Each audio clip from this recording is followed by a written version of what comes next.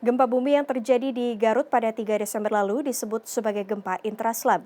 Gempa ini memiliki berbagai karakteristik, salah satunya adalah dalamnya pusat gempa bumi. Berikut liputannya. Gempa bumi dengan magnitudo 6,1 mengguncang kawasan Garut pada Sabtu 3 Desember lalu dengan kedalaman 109 km. Gempa yang terjadi jelang pukul 17 sore ini membuat warga Garut panik. Getaran gempa tak hanya dirasakan warga Garut saja, tapi juga dirasakan sejumlah wilayah lain di Jabar, mulai dari Tasikmalaya hingga Bandung Raya. Berdasarkan rilis Badan Meteorologi, Klimatologi, dan Geofisika, gempa bumi yang terjadi di Garut adalah gempa bumi intraslab. Gayatri Indah Marliani, dosen teknik geologi Universitas Gadjah Mada menjelaskan, gempa intraslab biasanya disebabkan karena lempeng samudra yang menunjam mengalami pecah, retak, atau patah. Gayatri menyebut ada beberapa karakteristik dari gempa bumi jenis intraslab ini. Pertama, dalamnya pusat gempa yang bisa mencapai lebih dari 70 km. Kedua, besaran magnitudo gempa bervariasi. Selanjutnya, area yang merasakan gempa bumi cukup luas. Getaran yang timbul akibat gempa ini cenderung lebih mengayun. Karakteristik berikutnya hampir jarang adanya potensi gempa susulan. Biasanya gempa susulannya nggak banyak. Nah, beda dengan kalau di permukaan, karena di permukaan itu kita punya free surface, kita punya reologi batuan yang dia tekanannya rendah dan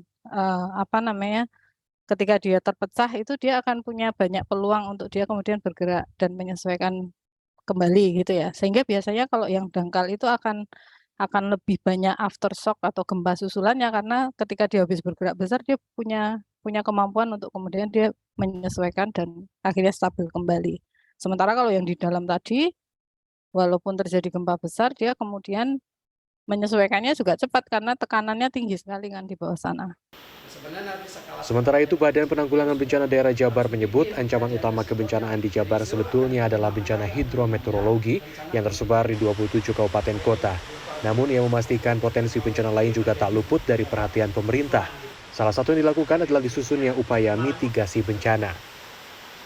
Makanya kita yang paling utama sebagai salah satu bentuk pelayanan kebijakan dan mitigasi adalah terbentuknya perencanaan. Salah satunya tentunya adalah bagaimana dokumen kajian resiko bencana yang ada di Provinsi Jawa Barat yang tentunya juga dilengkapi dengan peta-peta kajian resiko bencana.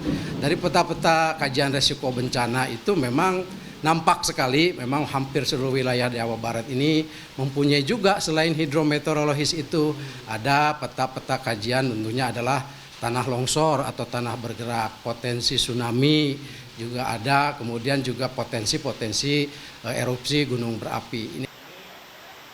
Budi menambahkan, sosialisasi pada warga akan adanya potensi bencana di Jabar juga terus dilakukan sebagai bentuk lain dari upaya mitigasi yang dilakukan oleh pemerintah.